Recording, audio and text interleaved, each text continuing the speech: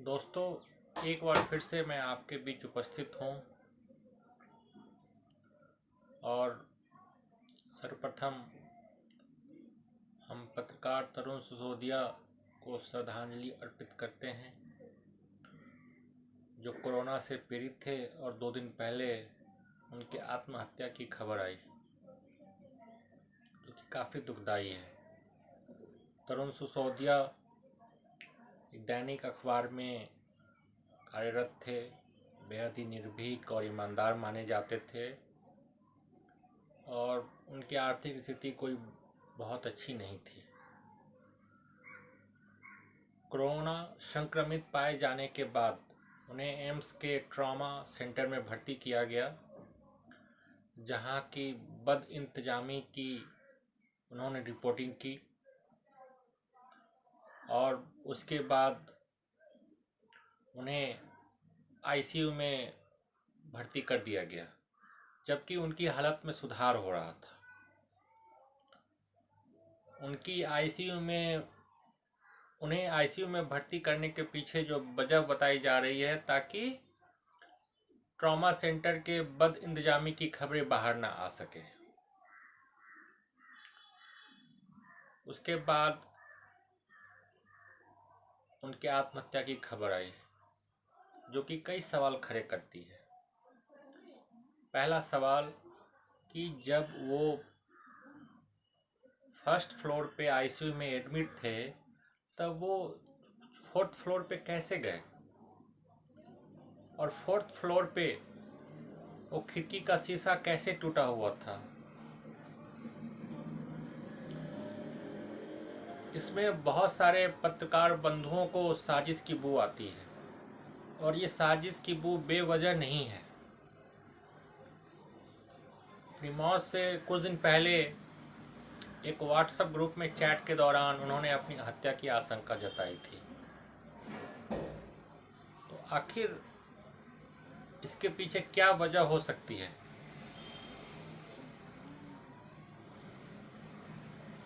आज के देश में जो हालात हैं, ईमानदार और निर्भीक पत्रकारों को जिस भारी दबाव में काम करना पड़ रहा है,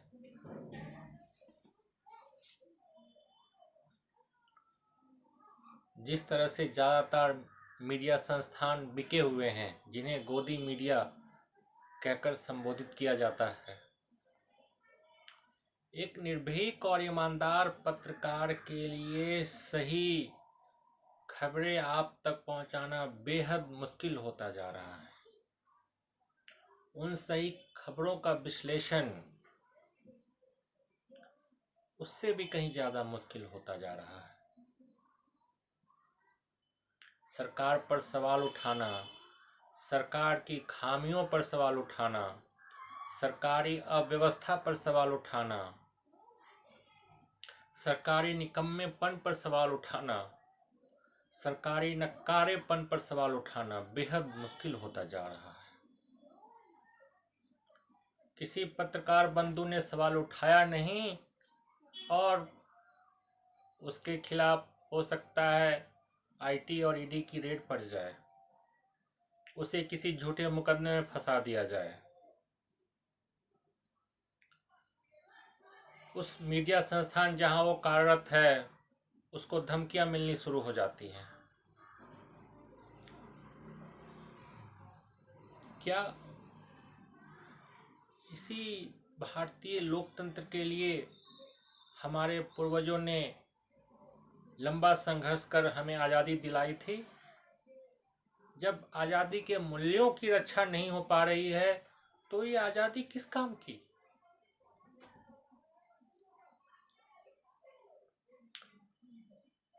सरकार से मांग करते हैं, और सरकार से क्या मांग करें? न्यायपालिका से मांग करते हैं कि पत्रकार तरुण सिसोदिया की मौत की एक न्यायिक जांच कराई जाए, जिससे सत्य बाहर आ सके, लोगों को पता चल सके कि उन्होंने आत्महत्या की या उनकी हत्या करवाई गई। क्योंकि वो जिस तरह के जिंदा दिल इंसान थे, उनके आत्महत्या करने की संभावना बेहद कम जान पड़ती है।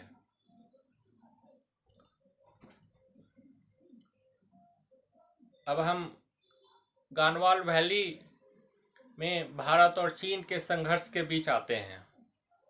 अभी 2 दिनों से खबरें चल रही हैं कि चीन गालवान वैली से 2 किलोमीटर पीछे हटने को सहमत हो गया है और हमारी सेनाएं भी उतनी ही पीछे हटेंगी। जब प्रधानमंत्री नरेंद्र मोदी ने देश को संबोधन में कहा कि न कोई घुस आया है, न हमारी 1 इंच भूमि पर कब्जा हुआ है, तो आखिर चीनी सेनाएं पीछे क्यों जा रही हैं? क्या तब देश को झूठ बताया गया या अब देश को झूठा बताया जा रहा है? ऐतिहासिक तौर पर गालवान वैली में भारतीय सेनाएं पॉइंट 14, 15, 16 और 17 तक पेट्रोलिंग करती थी और इन्हें अब बफर जोन बना दिया गया है, जिसमें न चीनी सेनाएं आएंगी न भारतीय सेनाएं आएंगी। तो एक तरह से प्रधानमंत्री नरेंद्र मोदी की सरकार ने अपनी ही भूमि को विवादित क्षेत्र में शामिल करा दिया है। क्या यह देश के साथ धोखा नहीं है? जो सरकार चुने जाने के पहले और उसके बाद से लगातार ये रटती आ रही हो कि 1962 के युद्ध में पंडित नेहरू ने हजारों किलोमीटर चीन के साथ लड़ाई में खो दिए। अगर पंडित नेहरू की जगह पटेल प्रधानमंत्री होते तो देश सुरक्षित होता। 1962 तो हम जा नहीं सकते, लेकिन आज के दिन जब बेहद मजबूत प्रधानमंत्री, पूर्ण बहुमत की सरकार, जिन्हें 56 इंची प्रधानमंत्री भी कहा जाता है, चीन के हाथों अपनी जमीन खो रही है और देश को सत्य नहीं बताया जा रहा है। जो 20 सैनिकों की शहादत हुई, उनके बलिदान का क्या हुआ? एक के बदले 10 सर लाने की बात कही जाती थी, लेकिन यहां तो चीन का नाम तक नहीं लेते हैं प्रधानमंत्री। आखिर किस बात का भय है प्रधानमंत्री नरेंद्र मोदी को? क्या 59 चीनी ऐप बंद कर देने से जो 20 भारतीय जवान शहीद हुए, उनके बलिदान का बदला ले लिया गया?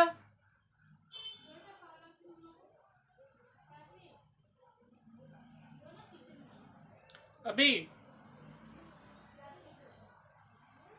कुछ ही दिन पहले प्रधानमंत्री नरेंद्र मोदी टीवी पर अवतरित हुए और उन्होंने कहा कि अभी पर्व त्योहारों का मौसम है, तो नवंबर तक 80 करोड़ परिवारों को अनाज दिया जाएगा। और कल परसों की खबर है कि बिहार में गरीब बच्चों को स्कूलों में मिड डे मील में भोजन न मिल पाने के कारण वो कूड़ा बीन रहे हैं। बिहार में तो डबल इंजन की सरकार है। तो आखिर जब 80 करोड़ परिवारों को अनाज दिया जा रहा है, तो ये बच्चे कैसे कूड़ा बीन रहे हैं? क्या इनके परिवारों को अनाज दिया गया? क्या इन परिवारों को आर्थिक मदद की गई? अगर की गई होती तो क्या वो गरीब बच्चे कूड़ा बीन रहे होते अपना पेट पालने के लिए?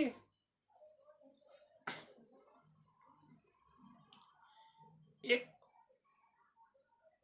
कोरोना जैसी आपदा ने हमारी जो सरकार नाम की संस्था है, उसकी पोल खोल कर रख दी है।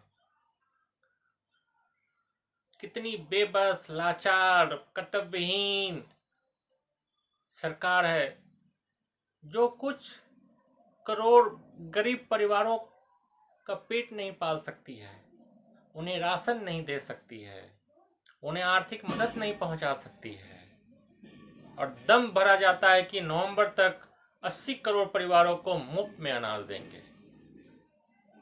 ये दम्भ नहीं, ये बिहार चुनावों को लेकर एक झूठा प्रचार है। और आप सोचिए कि क्या आज के दिन भोजन ही एकमात्र लक्ष्य रह गया है सरकार का? ये तो हमें 1947 के दौर में लेकर चली गई, जब आजादी मिलने के बाद सभी को भरपेट भोजन देना, राशन देना सरकार का और लोगों का एकमात्र लक्ष्य रह गया था। लेकिन आज समस्याएं उससे कहीं ज्यादा बड़ी है। भीषण बेरोजगारी है, कोरोना की संख्या 20,000 25,000 प्रतिदिन बढ़ रही है, हमारे पास हॉस्पिटल बेड नहीं है, स्वास्थ्य कर्मचारी नहीं है।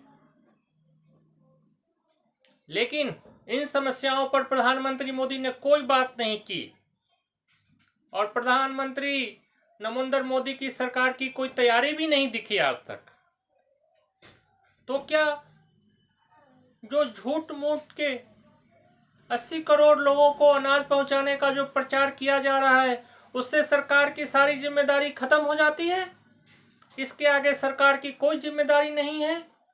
देश की बदहाल आर्थिक व्यवस्था को दुरुस्त करना सरकार की जिम्मेवारी नहीं है?